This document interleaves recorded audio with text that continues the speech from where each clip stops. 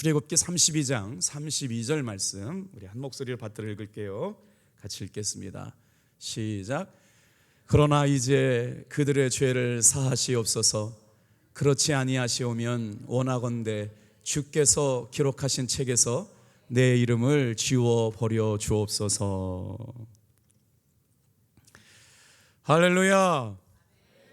새롭게 한 주가 시작되는 귀한 새벽의 아침, 기도의 자리에, 말씀 듣는 자리에 오신 성도님 한 분 한 분을 환영하고 축복합니다. 이제 오늘 하루부터 또 시작하는 거지요. 매일 하는 거니까요. 기쁨으로 끝까지 승리하시는 성도님들 되기를 축복합니다. 한 선생님이 아이들에게 다음과 같은 문제를 냈습니다. 술에 취해 거리에서 큰 소리를 지르거나 노래를 부르는 것을 뜻하는 사자성어는 무엇입니까? 쓰시오. 땡땡땡땡이죠. 답은 물론 고성방가입니다. 그런데 아이들이 적어낸 답지는 대단히 재미있어서 제가 갖고 와봤어요. 고음불가, 이럴 수가, 미친 건가, 인간인가, 웬일인가, 다양한 답들이 우수하게 많이 쏟아져 나왔는데 그 중에 가장 압권인 답이 있습니다. 아빠인가? 새벽에 이렇게 하루 쓸 수 있다는 게 얼마나 감사해요. 자녀들은 부모님의 기도하는 그림자를 보고 큰다지요. 주님이 찾으시는 기도의 무릎을 자녀들에게 물려줄 수 있는 우리 사랑하는 모든 성도님들 되기를 주님의 이름으로 축복합니다. 오늘 저는 본문의 말씀을 가지고 하나님이 찾으시는 위대한 사람이란 제목으로 말씀의 은혜를 나누려고 그래요. 사랑하는 성도 여러분, 이 새벽에도 하나님은 기도하는 사람을 찾고 있을 줄 믿습니다. 모세는 인생의 위기를 만날 때마다 그는 무릎으로 승부했습니다. 그렇게 기도한 사람이 바로 하나님이 찾으신 사람, 위대한 믿음의 사람 모세였던 거죠. 한번 생각해 보세요. 모세의 나이는 지금 80세입니다. 하나님의 거룩한 부름을 받고 200만 명이나 되는 이스라엘 민족을 이끌고 가나안 땅으로 향하게 나가고 있는데 100명도 아니고 1000명도 아니고 200만 명이나 되는 사람들이 여러분 광야에서 40년 동안 전전하고 있다. 이거 아마 굉장히 어려웠을 것 같아요. 얼마나 힘들었을까요? 그런데도 불구하고 모세는 하나님 앞에 한결같이 기도하는 삶의 모습을 보여주고 있죠. 오늘 세 가지를 묵상하게 될 텐데 다 같이 한번 따라해 볼까요? 대신해서 하나님께 기도하는 사람을 찾으십니다. 우리가 호렙산 기도회 하면서 어떤 성도님이 그러시더라고요. 우리가 지금 잘하고 있는가, 어떻게 하면 주님이 기뻐하시는 일들을 이루어 드릴 수 있는가를 묵상하게 되었대요. 그러면서 하나님 앞에 기도하게 되면서 점점 초점이 맞춰지고 있다고. 여러분 오늘 이 새벽에도 뭔가 구체적으로 내게 응답해 주시지 않는 것 같아도 우리의 마음과 생각과 영혼이 주님께 초점 맞춰져 가고 있는 줄로 믿습니다. 그래서 하나님은 누구를 찾으시느냐? 이렇게 하나님께 기도하는데 어떤 기도? 누군가를 대신해서 기도하는 사람을 찾고 계신다는 거예요. 오늘 본문의 말씀 32절만 말씀을 읽었지만 31절 왜 모세가 대신해서 기도하게 되었는지를 찾아볼게요. 31절 모세가 여호와께로 다시 나아가 여짜오되 슬프도소이다. 이 백성이 자기들을 위하여 금신을 만들어 쌓으니 큰 죄를 범한나이다. 자, 이스라엘 백성들이 40년 동안 광야 생활을 하는 가운데 정말 많은 일들이 일어났거든요. 그런데 모세가 감당하기 어려운 일이 일어났어요. 도저히 감당하기 어려운 일이 일어났는데 지금 모세는 어디로 가고 있어요? 하나님의 말씀을 받으려고 하나님의 산, 말씀의 산, 신의 산에 올라가 가지고요 하나님이 손수 새겨준 법궤를 가지고 내려오고 있는데 내려오다 보니까 이상한 소리가 들리는 거예요. 이스라엘 백성들 사이에서. 근데 말씀을 묵상하다 보니까 그때 이스라엘 백성들이 왜 그랬을까? 하나님이 홍해를 갈라주시고 반석을 치고 물을 내주시고 만나와 메추라기를 주시는 그런 놀라운 경험들을 했음에도 불구하고 의심할 수밖에 없었던 이유가 뭔가를 생각해 보니까 그 행간에 이런 일이 있었던 거예요. 모세는 신의 산에 한 번만 올라간 게 아니고 8번이나 올라갔습니다. 그런데 하나님의 말씀을 받으러 신의 산에 올라갔을 때는 얼마나 머물러 있었냐면 40일 동안 머물러 있었다는 거예요. 이스라엘 백성들은 지금 모세만 바라보고 있는데 하나님의 말씀에 대언하는 모세가 40일 동안 보이지 않으니까 눈에 보이지 않는 하나님을 찾는 게 아니라 눈에 보이는 하나님을 찾으려고 했겠다라는 것이죠. 그런데도 불구하고 모세가 하나님으로부터 받은 말씀을 가지고 내려오는데 이상한 소리가 들리는 거예요. 이스라엘 백성들이 금송아지를 모셔놓고 패역한 백성이 하나님을 버리고 우상을 섬기고 있는 모습을 보게 된 것이죠. 하나님은 이미 이 소리를 들으시고 깊은 탄식과 슬픔과 분노에 여러분 빠지실 수밖에 없어요. 진노하시는 분이죠. 하나님 화내시는 분은 아니고 10절 같이 한번 읽어볼까요? 그런즉 내가 하는 대로 두라. 내가 그들에게 진노하여 그들을 진멸하고 너를 큰 나라가 되게 하리라. 하나님의 말씀을 통해서 이스라엘 백성들이 이렇게 살기를 원한다고 말씀을 주셨는데 그 말씀을 뜨겁게 가지고 오고 있는 모세는 외면한 채 이스라엘 백성들은 눈에 보이는 금신상을 만들어 가지고 그거를 하나님이라고 거기다가 예배하고 있는 광경을 봤으니 얼마나 마음이 무너지셨겠냐고요. 하나님은 이렇게 이미 진노하셨습니다. 하나님은 우상숭배를 제일 싫어하시는 분이죠. 그래서 뭐라고 말씀하셨어요? 나 외에 다른 신을 두지 말라. 어떠한 형상이든지 만들지 말고 거기 절하지 말아라. 이게 하나님의 십계명 말씀 아니었어요? 그런데 하나님께서는 가장 싫어하시는 우상숭배를 만들어 놓고 금신상에다가 절하고 있는 이스라엘 백성들을 목격하게 되었으니 하나님께서 얼마나 화나셨을까요? 진노하셨을까요? 여러분, 하나님은 항상 화내시는 분이 아닙니다. 하나님은 항상 용서하시는 분이었어요. 그런데 우상숭배만큼은 용서할 수가 없었던 거예요. 다른 것도 아니고 하나님의 산, 하나님의 말씀의 산에서 그런 일을 행했기 때문에 이 우상숭배를 하나님 입장에서는 용서할 수가 없었어요. 그런데 마음 아픈 건 말이에요. 저도 말씀을 보다 보니까 거기에 모세가 동참하면 모세의 형이었던 아론이 동참하면 안 되는 일 아니었나요? 다른 사람들이 다 그런다고 그럴 때 아론은 말렸어야죠. 그래도 하나님의 거룩한 부르심을 받을 때 아론을 통해서 일하신 일이 많은데 아론도 동참했다. 모세의 형도 동참했다는 것. 그러니 하나님은 정말 화나고 슬픈 일을 경험할 수밖에 없었고 이스라엘 백성들이 이제 꼼짝없이 하나님의 진노하심 앞에 놓이게 되었다고요. 하나님이 진노하시면 어떻게 하세요? 분노의 화살을 여러분 이스라엘 백성들을 향하여 쏟게 되셨고 그 활시위는 당겨졌어요. 하나님의 마음이 이랬다는 거지요. 이때 다급하게 기도의 자리에 나선 사람이 누구냐? 바로 모세였습니다. 그 다급한 기도의 사람 모세의 기도가 어디에 나오냐면 오늘 본문 11절 12절에 나오는데 제가 읽어드릴게요. 여호와여 어찌하여 그 큰 권능과 강한 손으로 애굽 땅에서 인도하여 내신 주의 백성에게 진노하시나이까? 어찌하여 애굽 사람들이 이르기를 여호와가 자기 백성을 산에서 죽이고 지면에서 진멸하려 한 악한 의도로 인도해 내었다고 말하게 하시려고 하시나이까? 주의 맹렬한 노를 그치시고 그 뜻을 돌이키사 주의 백성에게 이 화를 내리지 마옵소서. 하나님께서는 지금 이스라엘 백성들을 향하여 진노하실 수밖에 없는 상황이 되었다는 거예요. 여러분 보세요. 우리가 하나님 그럴 때 하나님을 어떻게 말해요? 하나님은 사랑이시다라고 말하죠. 하나님은 언제나 죄인을 끝까지 사랑하시는 분이신데 여기서 구분해서 생각할 게 있어요. 죄인은 사랑하시지만 죄는 미워하시는 분이에요. 그래서 하나님을 사랑은 두 가지 사랑이 있습니다. 부드러운 사랑이 있고 진노하시는 사랑이 있어요. 하나님의 사랑은 모든 걸 품어주시는 사랑이거든요. 그런데 이 사랑을 하나님께서 모든 죄인을 사랑하실 때는 온유한 사랑, 부드러운 사랑을 말씀할 때 이 죄인을 풀어주시는 사랑인데 하나님은 죄까지는 품으실 수가 없었어요. 그래서 하나님은 죄인에 대해서는 한없이 사랑을 베푸시지만 죄에 대해서는 한없이 미워하실 수밖에 없는 분이 하나님의 공의였습니다. 죄인을 사랑하는 사랑을 은혜라고 말하고 죄를 미워하시는 사랑을 진노라고 말해요. 하나님의 사랑은 이렇게 두 가지 측면으로 나타났어요. 죄인을 사랑하시는 것도 은혜고 죄인을 끝까지 미워하시는 진노도 여러분 은혜이기에 오늘 저와 하나님의 은혜의 사랑 앞에서 여러분 죄를 짓지 않고 주님의 은혜의 보좌 앞에 머물러 있는 여러분 되기를 축복합니다.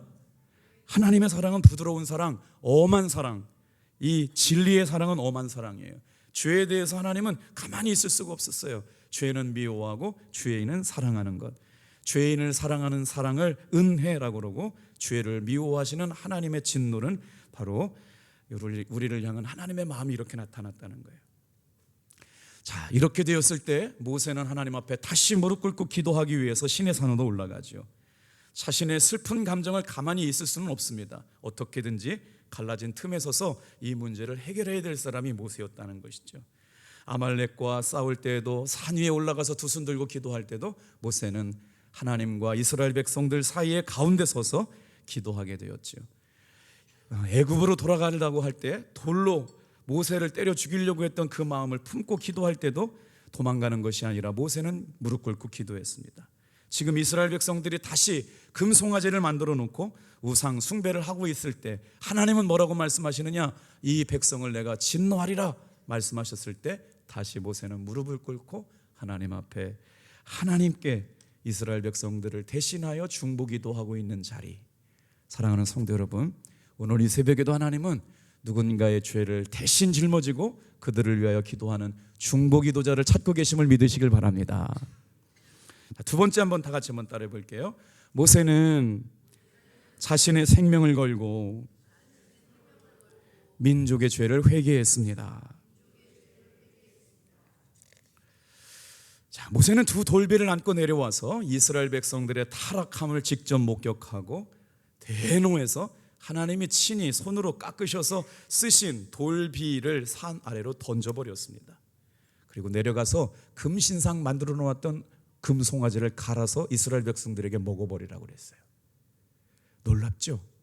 왜 이스라엘 백성들이 눈에 보이는 하나님을 찾아가지고 금송아지를 만들었는데 하나님의 말씀을 내팽개칠까지만 진노를 내고 화를 내고 나서 그 금송아지를 갈아 마시라고 그랬느냐? 여러분, 우상은 갈아 마셔야 될 존재라고 가르쳐주기 위해서, 다시 우상을 숭배하는 일이 없도록 하기 위해서. 제가 언제 한번 말씀드렸는데 출애굽기에 나오는 금송아지가 세계 경제 흐름을 주도하고 있는 월가에 새겨져 있더라고요. 월드 스트리트라고 하는 미국 뉴욕에 가면 증권가가 있거든요. 좀 깜짝 놀랐어요. 그 뉴욕 증권가에 구약 성경에 나오는 금송아지가 거기에 이렇게 탁하니 서 있는데 관광 코스예요. 사람들이 금송아지의 그 중요한 부위를 얼마나 만져, 전 세계 사람들이 부자가 되려고 그걸 만지면 부자가 된다고 반짝반짝 빛나요. 그거 한번 만지려고 줄 서 있는 사람이 전 세계 와가지고 줄을 서고 있어요. 그런데 여러분, 이상하지 않습니까? 세계 자본의 경제가 흐르고 있는 뉴욕 월드 스트리트가의 증권가에 왜 그게 그렇게 세워져 있을까요? 여러분, 금과 돈과 우상은 한 몸인 줄로 믿습니다. 이해하셨어요? 그런데 왜 그렇게 돈의 흐름이 중심이 되는 세상의 중심에 금송아지를 세워놨는가? 여러분, 하나님을 섬기든가 금송아지를 섬기는가 하는 것이 인간의 마음인데, 오늘 이 새벽에는 여러분, 우리는 하나님을 섬기기 위해 모인 줄로 믿습니다. 그때 모세가 내려가서 이 금송아지를 갈아 마시게 할 존재라고 가리키기 위해서 형 아론에게 따져 물었어요. 아주 그냥 통쾌해요. 진짜 형이 이럴 수 있냔 말이죠. 내가 없으면 형이라도 정신을 똑바로 차려가지고 이스라엘 백성 잘 이끌어야 되는데, 이렇게 형 아론에게 모세가 다그치거든요. 이 말씀이 21절 말씀이에요. 모세가 아론에게 이르되 이 백성이 당신에게 어떻게 하였기에 당신이 그들을 큰 죄에 빠지게 하였나이까? 모세가 아론에게 지금 이렇게 따져 묻고 있는 거죠. 그랬더니 모세 형 아론이 옹색한 변명을 하는 거예요. 보세요, 24절로 대답하거든요. 내가 그들에게 이르기를 금이 있는 자는 빼내라 한즉 그들이 그것을 내게로 가져왔기로 내가 불에 던졌더니 이 송아지가 나왔나이다. 참 궁색하게 그지없는 변명이었어요. 우스꽝스럽죠. 지도자는 변명하고 이스라엘 백성들은 눈에 보이는 하나님이 보이지 않는다고 금송아지를 만들어 놓고 그것이 하나님이라고 거기에다가 절하고 있는 이스라엘 백성들. 하나님의 말씀의 이상을 버리면, 여러분, 하나님의 말씀의 이상을 잃어버리면 금송아지가 하나님 되는 시대인 것을 깨닫게 되길 바랍니다. 우리가 하나님의 은혜로 살지 않으면 돈이 하나님 되고 우상이 하나님 되고, 하나님보다 더 사랑하는 건 내 삶의 모든 것이 우상이기에 오늘 이 새벽에 여러분, 하나님을 더 깊이 생각하고 묵상하고 기도하고 예배하는 저와 여러분 되기를 축복합니다. 그래서 모세의 형 아론도 그렇게 그 짧은 순간에 우상을 섬기는 일을 주도하고 70인의 장로들도 함께 우상 숭배에 참여하게 되어서 이스라엘 백성들은 원수들의 조롱거리가 되었고, 오직 모세만이 우상을 갈아 마시게 함으로 말미암아 백성들의 죄를 대신해서 하나님과 이스라엘 백성들 사이에 중보기도자의 삶을 살게 하셨다. 26절 말씀이 얼마나 멋진 말씀이 나오는지 몰라요. 이때 모세가 이스라엘 백성들에게 이렇게 선포합니다. 오늘 이 말씀을 듣고 있는 사랑하는 탑동교회 성도들에게 선포하는 말씀이라고 믿고 26절은 우리 힘있게 같이 한번 읽어볼게요. 모세가 우상 숭배한 그 금송아지를 다 갈아 마시게 한 다음에 이스라엘 백성들에게 도전하는 말씀, 26절 같이 읽어볼게요. 시작. 이에 모세가 진 문에 서서 이르되 누구든지 여호와의 편에 있는 자는 내게로 나오라 하매 레위 자손이 다 모여 그에게 가는지라. 누구든지 여호와의 편에 있는 자는 다 내게로 오라. 우리말로는 굉장히 길게 썼잖아요. 영어로는 몇 줄 안 돼요. For God to me였어요. 하나님을 위하는 자는 나를 따르라 이거예요. 사랑하는 성도 여러분, 이 새벽에 하나님을 위하는 사람은 이 새벽을 깨워 승리하는 여러분 되기를 축복합니다. 그런데 다른 사람들은 몰라도 누가 앞장섰어요? 레위 지파가 하나님을 따르고 모세를 따르고 우상을 거부하겠다고 레위 지파가 등장하게 되죠. 그래서 레위 지파가 하나님의 제사장 반열에 존귀하게 예배하는 가문으로 등장하게 되는 줄로 믿습니다. 오늘 이 새벽도 마찬가지예요. 너희는 나를 따르라. 우상을 회파하고 하나님만을 예배하기를 원하는 사람, 누구든지 여호와의 편에 서 있는 자는 내게로 나오라. 나를 따르라. For God to me. 오늘도 이 새벽에 기도할 때마다 하나님의 편에 서 있는 저와 여러분들 되기를 주님의 이름으로 축복합니다. 우상 숭배에 빠져 있어서 멸망의 길로 가고 있는 이스라엘 백성들을 향하여 다시 생명의 길로 바꿔놓은 사람, 하나님이 찾으시는 모세가 한 일이라는 것이죠. 어떤 일이 일어났어요? 31절. 모세가 여호와께로 다시 나아가 여짜오되 슬프도소이다. 이 백성이 자기들을 위하여 금신을 만들어 싸우니 큰 죄를 범하였나이다. 이스라엘 백성들이 지은 죄를 마치 자기가 지은 죄처럼 여기면서 자신의 목숨을 걸고 생명 건 기도, 이스라엘 민족을 위하여 생명 건 기도를 기도하는 모세가 이렇게 하나님 앞에 고백합니다. 32절 말씀이에요. 그러나 이제 그들의 죄를 사하시옵소서. 그렇지 아니하시면 원하건대 주께서 기록하신 책에서 내 이름을 지워 버려 주시옵소서. 주께서 기록하신 책이 뭘까요? 생명책입니다. 생명책은 뭔가요? 구원받은 사람들의 이름이 기록되어 있는 책이죠. 그런데 자신이 아무리 의롭게 살아도 이 생명책이 기록하지 못한 사람은 천국에 들어가지 못하고 유황불이 타오르는 지옥 불못에 빠진다는 걸 모세는 알고 있었음에도 불구하고 왜 자신의 이름을 생명책에서 기록한 것을 지워달라고 그럴까요? 그러면 누가 천국에 들어갈 수 있을까요? 요한계시록 21장 27절 말씀은 이런 사람이 천국에 들어갈 수 있다고 말하고 있어요. 거짓말하는 자는 결코 그리로 들어가지 못하되 오직 어린 양의 생명책에 기록된 자들만 들어가리라. 이 새벽에 기도하는 사랑하는 성도 여러분, 우리의 이름이 하나님이 구원하시는 생명책에 기록되기를 축복합니다. 이미 기록됐음을 믿으시길 바랍니다. 근데 그걸 자기 이름을 그 생명책에서 지워달라고 그러니까 모세가 자기의 생명을 걸고 이스라엘 민족의 우상 숭배의 죄를 용서해달라는 거예요. 자기의 죽음으로 말미암아 백성들의 죄 사함과 구원을 위해 자신의 하나밖에 없는 목숨을 하나님 앞에 담보로 기도하고 있는 거죠. 왜 자신의 목숨을 걸고 하나님 앞에 생명책을 자신의 이름을 빼달라고 기도한 걸까요? 자신의 영혼보다 이스라엘 민족들을 더 사랑했기 때문에 그렇대요. 오늘 누군가를 품고 기도할 때마다 나를 사랑하는 그 사랑만큼이나 여러분의 자녀들을 위하여, 또 우리가 사랑하는 성도들을 위하여, 가족들을 위하여 기도할 수 있는 믿음의 성도들이 다 되시기를 주님의 이름으로 축복합니다. 이때 모세가 어떻게 해요?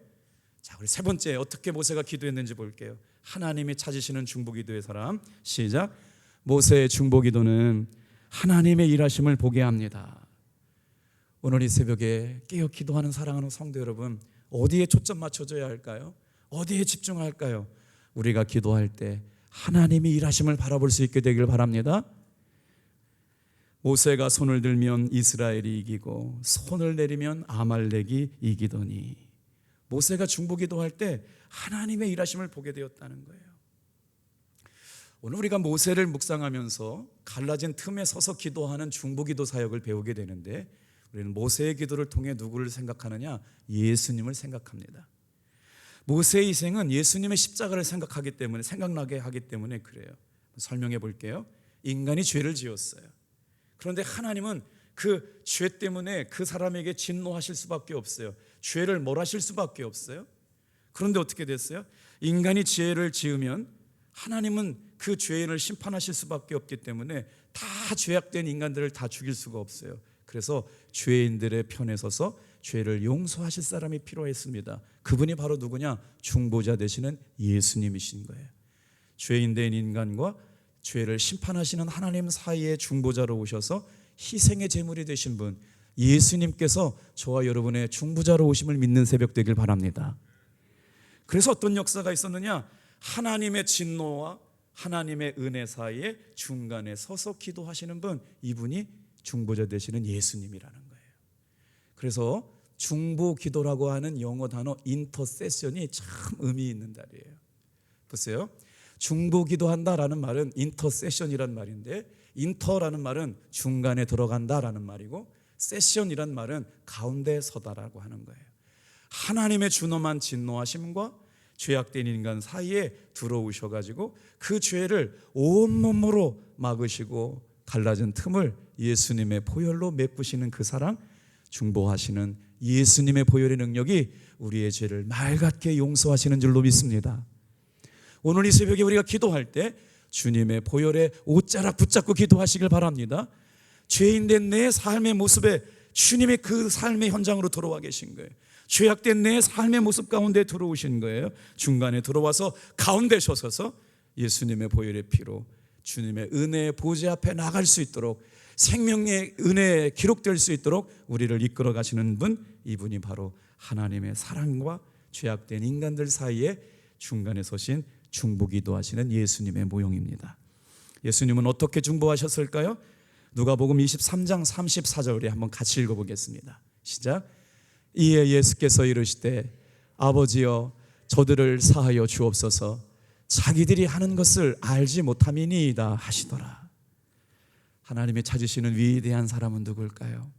죄와 허물이 많은 것, 그 갈라진 틈에 서서 마치 자기의 죄인 것처럼, 자기의 삶인 것처럼 그들을 위하여 기도하는 중보기도자를 찾으시죠.